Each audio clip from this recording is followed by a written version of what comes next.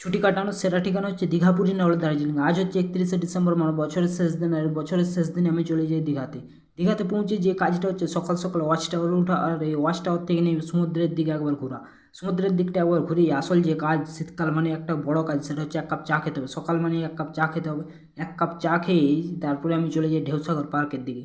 আসলে আজকে আমি গিয়েছি দীঘাতে, এমনি এমনি যাইনি, আমি ছুটি কাটাতে যাইনি। আমি গিয়েছিলাম আমার একটা কাজের জন্য। ওল্ড দীঘাতে আমার বেলা 11টার সময় একটা কাজ রয়েছে, সেই কাজের জন্য আমি গিয়েছি দীঘাতে। দীঘাতে এসেছি কাজে, ঢেউসাগর পার্কে বা সমুদ্রের ধারে ঘুরবো না সেটা কী করে, সেই জন্য আমি আর আমার কাকু সকালবেলায় টিকিট কেটেই ঢেউসাগর পার্কে ঢুকে পড়ি। আমি আর আমার কাকু গেছি কাজে, সেই জন্য আমি আর আমার কাকুই টিকিট কেটে ঢুকে পড়েছি। সকালবেলায় ঢেউসাগর পার্কে ঢুকে দেখি কেউ কোথাও নেই। আর একটা দেখতে পাই ইয়া বড়ো একটা টয় ট্রেন, সামনে দেখি একটা ইয়া বড়ো টয় ট্রেন। তারপরে দেখতে পাই যে বড় বড় অক্ষরে লেখা আছে ঢেউসাগর, আই লাভ ঢেউসাগর। এত বড় করে লেখা আছে যে আমার ক্যামেরার মধ্যে আসছিল না, সামনে থেকে তুলেছি তো সেই জন্য ক্যামেরার মধ্যে আসছিল না। এই যে দেখতে পাচ্ছেন ইয়া বড়ো করে লেখা আছে ঢেউসাগর।